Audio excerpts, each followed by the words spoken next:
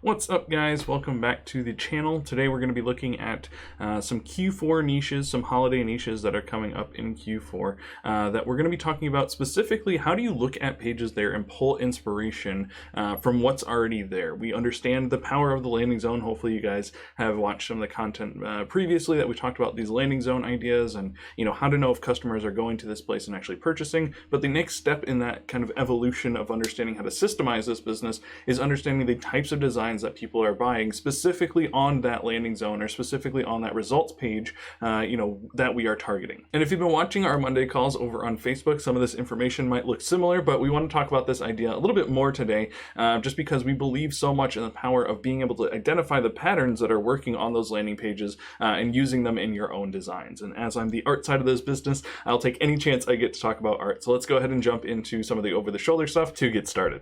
So back once again inside of Amazon, we're just going to be using the search bar today to do all of our research here. I know Steven's got a lot of great tools, but we still believe that the Amazon search bar is the strongest tool for finding customers and finding out what types of designs they're actually purchasing. And as I said, I want to be covering some Q4 niches, and the best niches in Q4 are holidays. And so I'm going to type in two holidays that are coming up, Thanksgiving and Halloween, try to find a landing zone real quick with those, and then just talk about the artwork there. So let's go ahead and start with Thanksgiving shirts and see what comes up.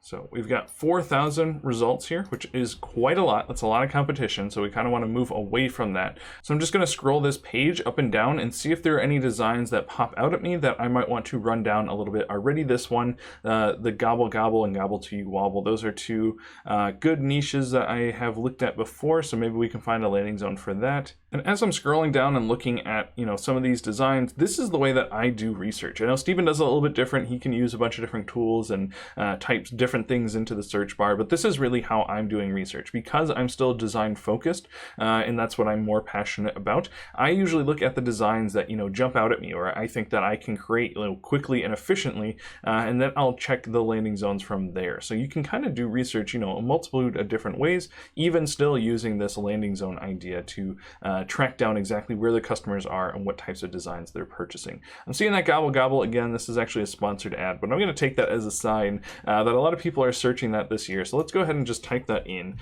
Gobble Gobble.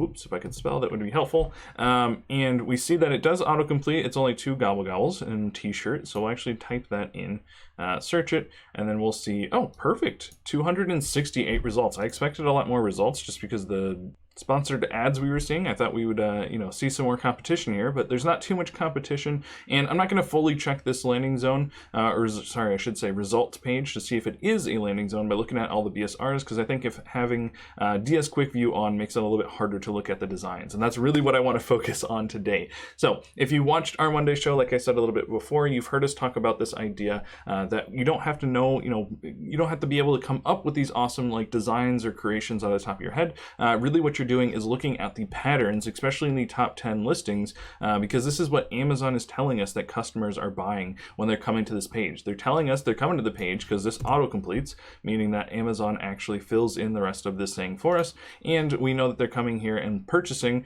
one, because we can look at the BSRs and the reviews on the page, but Amazon is spending a ton of money to work on their search engine to make sure it is showing customers products that they are going to purchase, and so we're using that information for ourselves. So if we take a step back and stop thinking about just the data side of everything for a second and look at some of these designs, usually I'm looking for patterns in the color, in the type of elements they're using in their design, and in the sayings that they are using in their designs. Now we'll start with color, and you can see as this is a Thanksgiving themed landing zone, we're seeing a lot of orange colors. Different shades of orange is something that's working here. Brown inside of some of these, like turkey, and some of the text, we're seeing browns and even some blue thrown in there, but most of these shirts are white and orange and brown, and different shades of orange is something maybe we can look at, and even some red in there. So I'm just making these mental notes as I'm about to get ready to make my own design for this landing zone. I want to be making mental notes of what our customers already coming here and purchasing. So this is how we're taking inspiration from the things that are already selling and using it for ourselves. So those are the colors that we kind of want to be using, that we definitely want to be using in our designs, as we're seeing, even as we scroll down a little bit, even a little bit of green in there, and white text still works. I think that's always going to work regardless of what landing zone. But those are the types of colors that we want to make sure we're sticking to. We don't want to go, crazy off the wall and do some, like highlighter yellow design, because it's just not going to work in this landing zone for these specific customers. And I think that's the beauty of looking at this landing zone, pulling the patterns from here, because we're targeting the specific customer who is typing in this exact saying. We're not just making a generic Thanksgiving Day shirt and like throwing it out in the open and hoping that it sells. We're targeting this customer base. We're targeting these customers who are coming here and actually purchasing products already and trying to give them something similar. So we've talked about color. Now to look at some of the design elements, we're seeing lots of turkeys being used here, and we can even key in on that a little bit more and see that these are all like cartoony turkeys, and so they're nothing like super lifelike. They're not just silhouettes. They're kind of cartoony faces of turkeys, even with these like the Amish hat, or the typical Thanksgiving Day hat on. Sorry, not Amish, Pilgrim, the Pilgrim's hat. Now we are seeing some pumpkins being used up here, but you can see this is a completely different saying. So maybe we don't want it to pay too close attention to that, because we're probably going to be designing something more along the lines of this.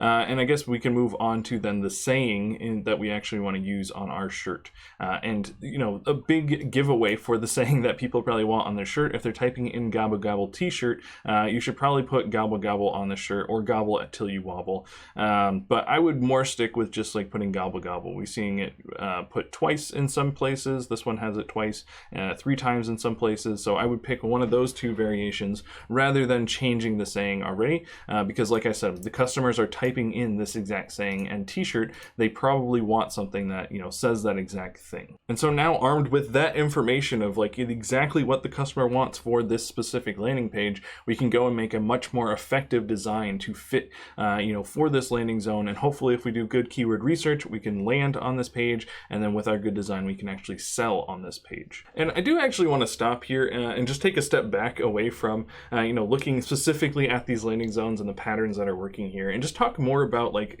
helping out this community, and how excited that got me yesterday. I started doing these coaching calls with our last YouTube video and our Monday show.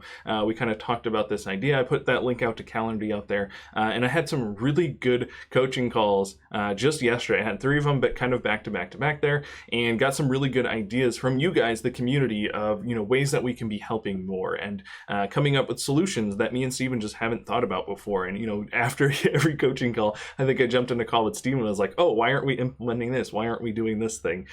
So I want to again extend that link, let you guys know that it's down in the description below, that if you want to talk with me, if you want to let me know what you think your struggle with print on demand is, why you think you're not having the success that you might want to be having, or if you're having a ton of success and you want to share something with our community, I'm jumping on these calls. 20 minutes has been a really good like segment of time for us to kind of get to know each other, talk a little bit, but then also talk about like how I can be serving you more, or the type of content that you would like to see. And I think it's from traveling all over the last 2 years that I'm just much better kind of one-on-one or face-to-face with things. And so I do those meetings on Zoom or on phone call, depending on how it works out for everybody. But I've been really happy with those calls, and it's kind of energized me to do this teaching more and to put a little bit more passion into the teaching. As I just moved here to Atlanta, I have a lot of things pulling for my attention, but those calls yesterday really like cemented in me that like, oh yeah, I love this business, I love helping out, and I want to talk to you guys. So if you would like to talk to me, I have my calendar down in the description below for the next, I think it's like 8 days now. You guys can set up a meeting with me. It's going to be 20 minutes, and we'll just talk through, like I said, we'll get to know each other a little bit, and talk through some of the things that you've done in print on demand, some things you want to improve, or tips and tricks that you can share with us, kind of whatever. But I've really enjoyed this time to get more connected with the community. So if you want to do that, please check the link in the description below. It's going to be the first one, and it's going to be for my calendar, and I look forward to talking to you guys. But I want to show off one more landing zone, so I'm going to jump back into Amazon. We're going to go after Halloween this time. So I'm going to type in Halloween shirt. We're going to look at the results, 70,000. I'm sure there are more than 70,000 results, but that's what it's showing us. So we're just going to scroll down and start looking for something that we want to design. And since I've been selling Halloween shirts for the last like 3-4 years now, specifically for print on demand, I know a lot of the trademark issues that can happen here. So I Smell Like Children. I know this is from like the Hocus Pocus Disney movie, and Camp Crystal Lake. I think this is from like one of the horror movies. Yeah. And so I might be skipping over some of the stuff that I think looks fun, but knowing that it's trademarked. And like Boo, I've sold a lot of these types of shirts in the past, so this is definitely something you can still go after, but I'm going to be looking for something maybe a little new that grabs my attention. This one's actually pretty funny. I haven't seen that Halloween theme, but that again could be a trademarked issue because of like the board cat or whatever. So just scrolling down, again, we've made shirts around that topic before. So we'll actually go to page 2 here. Like I said, I've done this niche quite a bit over the last couple of years. So let's just keep scrolling down and see if there's anything that jumps out at us. This cute unicorn pumpkin, that might be something that doesn't really excite me when I think about designing it, but that could be something if we don't see anything else on this second page. Keep going, keep going. This one's okay. I've done cutest pumpkin in the patch before. I've never done coolest pumpkin in the patch, so maybe that's something that we'll look into. Yeah, we'll stop there and actually do coolest pumpkin in the patch. So I'm gonna go back up to the top now and type that in. See, coolest pumpkin, and perfect. It does actually autocomplete. We're gonna go and click on this first one, that's shirt. And almost immediately all the time my eyes are going over to this results because I want to know how much competition is here. And so the fact that we're under 1,000 is a really good insight to us that, while there's traffic coming here, there's not a ton of competition, and that's the whole idea of, doing things the way that we do them. So I'm going to scroll down and be able to look at the top 10 listings here. There are a couple ads. There's enough traffic here to attract people to actually spend money to put ads here, but we usually don't look at these ads when we're deciding what type of shirt we want to design.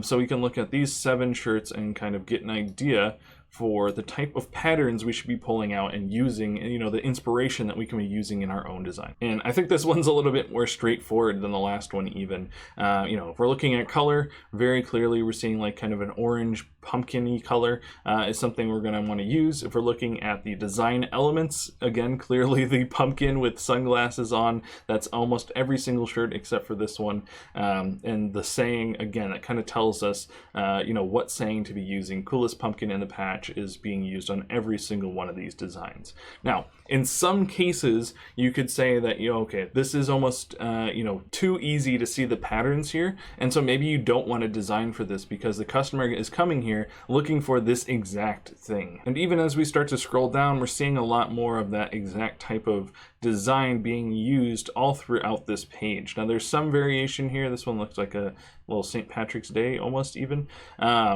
And this one's like for teachers. This one has the pirate hat and an eye patch. So there is some different variations, but the customers very clearly have an image in their head when they're typing in this exact keyword phrase and coming here looking for a shirt. They want a shirt that has, a pumpkin with sunglasses on that says coolest pumpkin in the patch. And so then it is up to you to decide, do you have, enough creative ability to create something that you think could compete with these designs that are already here? Now, looking at these designs, I definitely think if you're using Spark, you can create something, on par with what's already here, or even a little bit better, coming up with like maybe a different layout or something. There are definitely ways to improve on what's already here, and kind of squeeze your way. There's under 1,000 results, so there's definitely a way to squeeze in the top 10 here. And so again, being armed with that information now of, okay, now I know exactly where I want to put the shirt. I've looked at the patterns of, the designs that are already selling there. Now I can go create my own design, create my own listing, and be competitive in this Q4.